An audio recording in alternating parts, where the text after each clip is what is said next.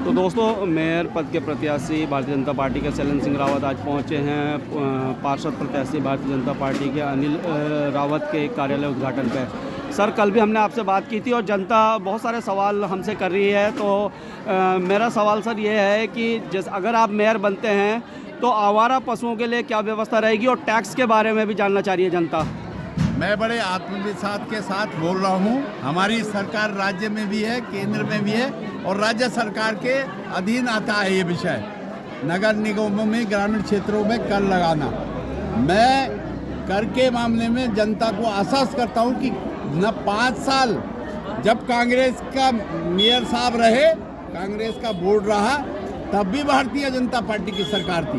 कांग्रेस इसी मुद्दे में जीती थी कि हम कर नहीं लगने देंगे, और आज फिर बोल रहा हूँ कि जनता हमको आशीर्वाद देगी। हमारी सरकार है, हम बिल्कुल कर से मुक्त ही रहेगा ये 5 साल आगे का कार्यकाल। और आवारा पशुओं के लिए क्या व्यवस्था रहेगी सर? आवारा पशुओं के लिए बहुत बड़ी व्यवस्था है। सरकार जो है 80 रुपये प्रतिदिन जो है उनके चारे के लिए दे रही है। सरकार निराश्रित पशु और दूसरा गौशालों के निर्माण के लिए सरकार धन मुहैया करा रही है। काम करने वाला चाहिए। जब आप कांग्रेस के निगम हाथों में था, जब आप अपनी प्रक्रिया को नहीं बढ़ाओगे, जब आप सरकार के समक्ष नहीं रखोगे, तो योजना कैसे स्वीकृत होगी? ये तो कांग्रेस की देन है आवारा पशु। नमस्कार दोस्तों, चुनावी दौर चल रहा है और आज मैं वार्ड नंबर 2 में पहुंचा हूं और यहां पर भारतीय जनता पार्टी के जो पार्षद पद के प्रत्याशी है अनिल रावत, उनके कार्यालय का उद्घाटन है। और चुनावी जो भी चल रहा है, चुनाव में जो भी चल रहा है वो लगातार आप लोगों के साथ अपडेट करने का मेरा प्रयास रहता है। तो हमारे साथ सुधीर बलूनी जी हैं भारतीय जनता पार्टी के। बलूनी जी कैसे हैं? सब बढ़िया सर। आपकी और मौसम ठंडा है आज? मौसम फर्स्ट क्लास चल रहा है। तो क्या कहेंगे इस चुनावी, क्या लग रहा है? शैलेंद्र रावत और रंजना रावत जी के बीच में टक्कर है, तो कैसे देख रहे हैं इस पूरे चुनावी माहौल को? नहीं सर, एक तरफा है बिल्कुल। शैलेंद्र रावत जी की एक तरफा है, बिल्कुल एक तरफा। शैलेंद्र रावत पूरे बहुमत से जीत रहे हैं कोटद्वार के अंदर। शैलेंद्र रावत की विजय निश्चित है। अच्छा, क्या कारण है उनके जीतने के, क्या कारण? उनका कारण ये है कि वो पहले यहाँ धरती से जुड़े हुए हैं और हर लोगों से जुड़े हुए हैं। उनका एक प्लस पॉइंट ये जाता है कि वो पहले विधायक रह चुके हैं यहाँ के, ये उनको प्लस पॉइंट जा रहा है। पहले विधायक रह चुके हैं और आम जनता से उनके अच्छे संपर्क हैं और उन्होंने काम भी किया है उस दरमियान। आप कह रहे हैं कि प्लस पॉइंट जा रहा है, लेकिन माइनस पॉइंट ये भी जा रहा है कि वो कभी कांग्रेस में जाते हैं, कभी बीजेपी में आते हैं, क्योंकि बहुत सारे कमेंट्स ऐसे भी आ रहे हैं हमारे इसमें, वो लोग कह रहे हैं कि दल बदलू हैं। सही तो कह रहे हैं। आप क्या कहेंगे इस पे? देखो, हम इस पे कुछ नहीं कहना चाहते हैं। हमें ये इतना पता है कि जब हमारे माननीय जनरल साहब, माननीय मुख्यमंत्री थे भवन चंद खंडूड़ी, उनकी कमांड में ये यहाँ पर विधायक थे। उस कार्यकाल में इन्होंने यहाँ पर अच्छा काम किया। उधर जनरल खंडूड़ी साहब, इधर विधायक शैलेंद्र रावत जी। इसलिए हम इनको अच्छा मानते हैं कि इन्होंने अच्छे काम किए हैं। और रही राजनीति, ये कभी भाजपा में आ रहे हैं तो कभी कांग्रेस में जा रहे हैं। ये राजनीति मसला ये ऊपर लेवल की बात है, ये हमारे लेवल की बात नहीं है। हमें तो काम का बंदा चाहिए जो कि बहुत अच्छा हमारे इस कोटद्वार के लिए बढ़िया रहेगा, वो है शैलेंद्र रावत। काम के बंदे हैं ये? काम के बंदे हैं ये। काम के बंदे हैं, यस। अच्छा, आप कह रहे हैं कि खंडूरी जी वाले आप बात कर रहे हैं, लेकिन जनरल खंडूड़ी साहब के टाइम पर लेकिन इन पे आरोप भी ये लगा है कि खंडूरी जी को हराने में इनका बहुत बड़ा योगदान है। तो इसको कैसे देखते हैं? ओह, ये तो हम इस चीज़ से अज्ञान हैं। हम इस चीज़ से अज्ञान हैं क्योंकि हम राजनीति, इतनी राज और नीति के बारे में इतना हमें अच्छी तरह पता है नहीं है। पर अभी हम इस क्षेत्र में आ चुके हैं तो हमें अभी धीरे धीरे पता चल रहा है कि राजनीति क्या होती है। हमें तो चाहिए कर्मठ योद्धा, कर्मठ विकास, जो कोटद्वार को एक अच्छे स्वरूप में लाए। और उसके लिए हमारी विधानसभा अध्यक्षा महोदय जी, माननीय ऋतिक खंडूड़ी जी, वो भी जनरल साहब की पुत्री हैं और बहुत ही अच्छी कर्मठ योद्धा हैं वो। और वो भी हमारे कोटद्वार में किसी भी चीज़ में कमी नहीं करी हुई है उन्होंने भी।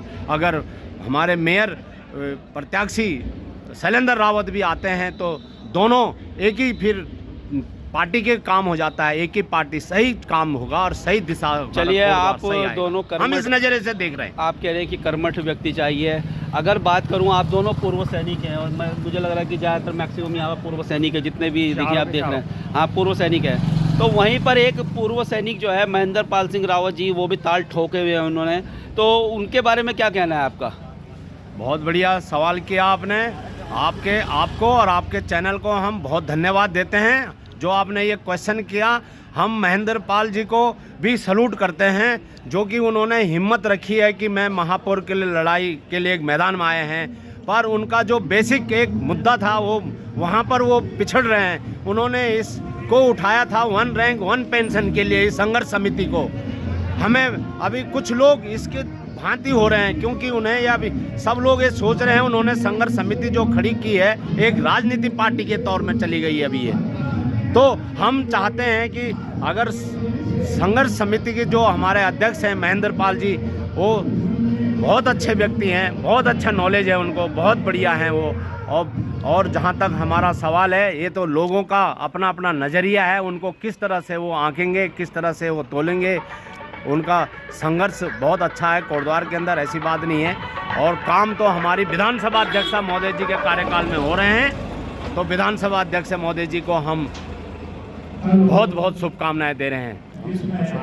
जैसे सर आप कह रहे हैं कि विधानसभा अध्यक्षा बहुत अच्छा काम कर रही हैं, ठीक है, मैं देख रहा हूँ कि सुरक्षा दीवार बनी है आपके यहाँ पर और भी काम हुए हैं। लेकिन एक बात मुझे क्या, बहुत लोगों को, क्योंकि आप एक कर्मठ कार्यकर्ता हैं और जिस प्रकार से मैं आपको तब से जानता हूँ जब यहाँ पर एक क्या जो वो होता जो भंडारण, जो खनन भंडारण था, मैं तब से आपको जानता हूँ और आप लोगों ने बड़ी उसको जो है उसके लिए दिन रात एक किया और वहाँ पर होने नहीं दिया। लेकिन वहीं पर मुझे जिस प्रकार से आप भी एक पार्षद पद का टिकट के उम्मीदवार थे और टिकट आपका काट दिया गया, आप कर्मठ है, तो क्या कहेंगे इस पर? धन्यवाद, आपने बहुत अच्छी बात कही है। देखिए, कुछ हमारे आस्तीन के सांप होते हैं, वो आस्तीन के सांप दिखाई नहीं देते, तो कुछ ऐसे तत्वों के कारण हमारा टिकट कटा है। कोई बात नहीं, हम सामाजिक कार्यकर्ता हैं, भारतीय जनता पार्टी के कार्यकर्ता हैं, हम संघर्ष करते रहेंगे और कोई ऐसी हमारी दिल में गलानी नहीं है। और हमें गलानी यही है कि जो आस्तीन के सांप हैं, जो उनका अभी पता चल गया है कि आस्तीन के सांप कौन है, और तो वो नहीं चाहते थे। तो हमारे अच्छे भी लोग हैं और चाहने वाले भी हैं और नहीं चाहने वाले भी इस धरती में हैं। आपका क्या शुभ नाम है? सोना देवी। अच्छा, मुझे ये बताइए कि हाँ जी, इस बार जो भी मेयर बनता है, हाँ जी, तो क्या चाहेंगे आप लोग, क्या क्या काम होने चाहिए? काम कोटद्वार में मतलब सुविधा नहीं हो रही है, मतलब सुविधा होना चाहिए ना। कैसी सुविधा चाहिए आप? जैसे बच्चों के लिए कोर्स करने के लिए कहाँ है, देहरादून चले मतलब गए। 12वीं के बाद अच्छी मकान बना के लोग छोड़ के देहरादून जा रहे हैं। 12वीं के बाद बच्चों के लिए कोर्स के लिए वो नहीं है। हाँ, कोर्स पक्का होना चाहिए। और क्योंकि लोगों ने इतना खर्चा कर रखा मकान में, जमीन ले रहे, फिर तो बड़े बड़े मकान छोड़ के बाहर चले जा रहे हैं। सुविधा नहीं है कोटद्वार। एक कैंटीन भी नहीं है, कैंटीन में नहीं है। कैंटीन भी एक ही है, बहुत भीड़ रहती है वहाँ। आप क्या कहेंगे, आप क्या होना चाहिए, क्या क्या चीज़ें होनी चाहिए कोटद्वार में? होनी चाहिए, होना चाहिए जो वो बोल रही है। हाँ, सुविधा होनी चाहिए। आगे सबसे पहले हमारे लिए पानी आना चाहिए। पानी पानी नहीं है। आपके क्षेत्र में वार्ड नंबर 2 में? वार्ड नंबर 2 में बिल्कुल आजकल तो थोड़ा बहुत आ भी रहा है। आप गर्मियों में तो बिल्कुल नहीं आता। मैं तो बोल हमारी खाली मोटर चल सुविधा नहीं है, यही है। बाकी अच्छा है कोटद्वार, हमारा जो ना कोटद्वार बहुत अच्छा है रहने के लिए, पर बच्चों के भविष्य के लिए अच्छा नहीं है। 12वीं के बाद मतलब इंस्टीट्यूट कॉलेज नहीं है जिस प्रकार से होने चाहिए। बाहर जा रहे हैं। नंबर 2 भारतीय जनता पार्टी के पार्षद पद प्रत्याशी अनिल रावत के कार्यालय उद्घाटन के अवसर पर भारतीय जनता पार्टी मेयर प्रत्याशी शैलेंद्र सिंह रावत पहुंचे, साथ में सुमन कोटनाला भी हैं, दिखाई दे रहे हैं।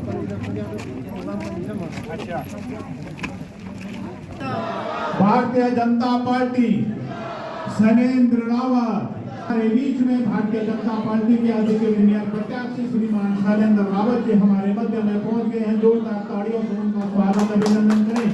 भारतीय जनता पार्टी के अधिकृत मेयर प्रत्याशी श्रीमान शैलेंद्र रावत जी। तो दोस्तों स्वागत है आपका एक बार फिर से कण्वा नगरी लाइव में। साथ ही साथ फेसबुक पर भी मेरा पेज है जनता की आवाज़ पौड़ी गढ़वाल, और वार्ड नंबर 2 में पहुंचा हूं। नगर निगम के चुनाव चल ही रहे हैं, आप सभी जानते हैं। वार्ड नंबर 2 में पिछली बार अनिल रावत यहां पर पार्षद थे, और इस बार वो भारतीय जनता पार्टी के टिकट पर अनिल रावत एक बार फिर से मैदान में है। अभी आपने देखा कि किस प्रकार से जो भारतीय जनता पार्टी के मेयर पद के जो प्रत्याशी है शैलेंद्र सिंह रावत यहाँ पहुँचे थे। उद्घाटन उन्होंने कार्यालय का किया। सर से ही बात कर लेंगे। सर तो बहुत बहुत शुभकामनाएं आपको। धन्यवाद थापा जी, और मैं आपके सभी दर्शकों को नववर्ष की हार्दिक बधाई और शुभकामनाएं प्रेषित करना चाहूँगा, और आपका भी बहुत बहुत धन्यवाद करना चाहूँगा कि आप समय समय पर आकर क्षेत्र में लोगों को जागरूक करते हैं और उनकी समस्याओं को बराबर उठाते रहते हैं, जिसके लिए आपका बहुत बहुत धन्यवाद। सर इस बार क्या विजन लेके आप अपने जो है वार्ड वासियों के पास जा रहे हैं कि क्या अगर आप जीतते हैं तो क्या चीज़ें आप इस बार करेंगे? देखिए, वार्ड में मैं पीछे भी यहाँ पर जनता के आशीर्वाद से पार्षद रहा हूँ, लेकिन हमारा जो कार्यकाल था वो 5 साल का पूरा नहीं हो पाया, क्योंकि 2 साल कोरोना काल में चले गए थे, और 3 ही साल मुख्य रूप से हमें यहाँ पर जनता की सेवा करने का मौका मिला। और यही बात एक तो मैं जनता के सामने रख रहा हूँ कि भाई हमें 5 साल का और एक और अवसर दिया जाए, जो कि हमारे जो पिछले कार्यकाल में जो भी कार्य छूट गए हैं या आधे अधूरे हैं या जो भी कार्य हैं, हम उनको इन 5 सालों में पूरा करेंगे। और जनता की जो मूलभूत समस्याएं हैं, जैसे बिजली पानी सीसी मार्ग जो हमारे छूट गए हैं, और स्ट्रीट लाइटें भी रह गई हैं कुछ, तो उसको हम पूरा करेंगे। सर शुभकामनाएं हैं आपको। धन्यवाद धन्यवाद। तो आइए कुछ लोग भी यहाँ पर हैं। क्या नाम हो आपका? सुनीता शाही। अनिल रावत जी एक बार फिर से जो है पार्षद पद बम्पर वोटों से जीतेंगे। उन्होंने बहुत ही कार्य में बहुत ही कर्मठ और जागरूक है। अवेलेबल रहता है, कभी भी हमने फ़ोन करा होगा, मैंने नहीं, हमारे क्षेत्र की जनता ने कभी भी फ़ोन करा होगा। हमें पार्टी से मतलब नहीं है, हमें अपने क्षेत्र के कैंडिडेट से मतलब है, और हमारे कैंडिडेट बहुत संघर्षशील है। अच्छा, खुश है। इस बार क्या उम्मीद कर रही हैं कि अगर अनिल रावत पार्षद बनते हैं तो क्या क्या चीज़ें उन पर काम करना चाहिए उन्हें? काम तो वो हमारे से बोलने से पहले ही करेंगे, ये मुझे उम्मीद है, पूरी उम्मीद है। काम तो क्षेत्र में उन्होंने कर दिए हैं तकरीबन, और जो रुके हुए हैं जैसे बंदरों से परेशान और सांड और गायों से जो परेशान है, वो समस्या जो है वो उन्हें हमसे वो निजात दिलाएंगे गाँव में। क्या नाम हो आपका? ललिता बिष्ट। वार्ड नंबर 2 से ही हैं आप? जी हाँ जी। एक बार फिर से अनिल रावत मैदान में है, तो क्या कहेंगी? हम तो अभी से उनकी जीत की कहते खुशियाँ मना रहे हैं, कहते हैं हमारी तरफ से वही विजय हैं। और अगर इस बार जीतते हैं वो, तो क्या उनसे उम्मीद करेंगी कि क्या किन किन चीज़ों पर उनको काम करना चाहिए? वो अपने कार्य पहले से कर चुके हैं, जो छूटे हुए काम है तो आगे पार्षद जब बढ़ेंगे तो उन्होंने वो पूरे करने हैं, हमें पूरी उम्मीद है।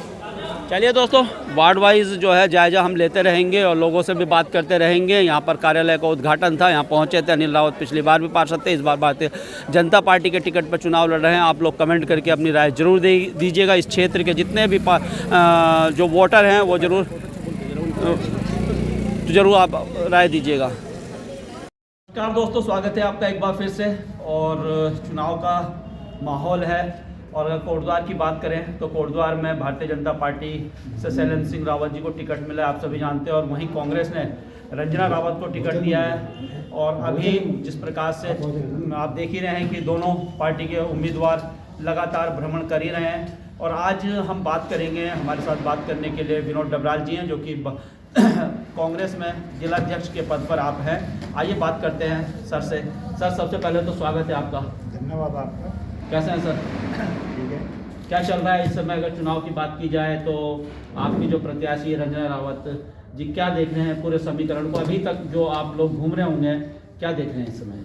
देखिए, कोटद्वार में हम लगातार प्रचार में हैं, और रंजना रावत जी लगातार क्षेत्र में भ्रमण कर रही है, और लोगों का अपार जन समर्थन उनको पूरे कोटद्वार भावर में मिल रहा है। जैसे कि आप देख रहे होंगे कि पिछले लगातार 5 साल से रंजना रावत धरातल पे काम कर रही थी, उसका परिणाम ये है कि आज उनको जनता का अपार समर्थन मिल रहा है, जिससे कि उन विजय की ओर बढ़ेंगे। सर पिछली बार भी आपकी कांग्रेस से मेयर थी, और लोगों के पास जब हम जाते हैं तो बोलते उस प्रकार से काम नहीं हो रहे हैं, तो क्या कारण है कि जैसे पिछली बार भी मेयर कांग्रेस की थी, अगर एक बार फिर रंजना रावत जी चुनाव जीतती हैं तो क्या काम हो पाएंगे? बिल्कुल। पिछले 5 साल में हमारी जो मेयर हेमलता नेगी जी यहाँ पे थे, उन्होंने बहुत काम कोटद्वार में किए, और ये जो लोग कह रहे हैं कि यहाँ पे काम नहीं हो, मैं उनको एक चीज़ बताना चाहता हूँ, ये नया नगर निगम बना था, यहाँ पे कोई व्यवस्था, क्योंकि नगर पालिका क्षेत्र को 11 वार्डों को बनाकर 40 वार्डों में परिवर्तन हुआ, तो व्यवस्था 11 वार्डों की थी और काम 40 वार्डों में होना था। तो निश्चित तौर पे उन्होंने बहुत अच्छा काम किया, जो भी व्यवस्थाएं यहाँ पे थी उस हिसाब से उन्होंने बहुत अच्छा काम। आप देखेंगे, आप प्रत्येक गली में चल जाए, उन्होंने गली बनाई, उन्होंने लाइट लगाई, और जो भी, और सबसे बड़ी बात, उन्होंने कोटद्वार पे जो टैक्स लगाना चाहती थी सरकार, उन्होंने टैक्स नहीं लगने दिया, ये बहुत बड़ी बात है। अच्छा, जैसे जो हेमलता नेगी जी थी मेयर, वो कहती थी कि भारतीय जनता पार्टी की सरकार राज्य में भी है और केंद्र में भी है, उस प्रकार से बजट आवंटित नहीं हो रहा, तो इसको कैसे देखते हैं? बजट वाकई नहीं मिलता था या ये मेयर जो काम नहीं करना चाहती थी? थोड़ी परेशानी उनको हुई, क्योंकि नया नगर निगम था, यहाँ पे व्यवस्थाओं के लिए बजट की बहुत आवश्यकता थी, तो उसकी निश्चित तौर पे वो दिक्कत हुई। लेकिन नगर निगम एक अपने आप में एक खुद सरकार होती है, उसका बजट जो है केंद्र सरकार राज्य सरकार से उतना बजट तो आना ही है, उस बजट को आपको खर्च करना होता है। तो निश्चित तौर पे इसके ज़्यादा फर्क नहीं पड़ेगा कि सरकार किसके, फर्क ये पड़ेगा कि कुर्सी पे किस प्रकार का मेयर कोटद्वार वालों ने बैठाया, उसका फर्क जरूर पड़ेगा। अच्छा सर, बात करें अगर मेयर पद के उम्मीदवारों की, वहीं पर अगर भारतीय जनता पार्टी की मैं बात करूं तो वहां से भी कई नाम थे जो कि उम्मीदवारी करना चाह रहे थे और उन्होंने उम्मीदवारी की थी और कहा था कि मेयर पद का उन्हें टिकट चाहिए था। इधर से भी कांग्रेस से भी बहुत सारे नाम थे।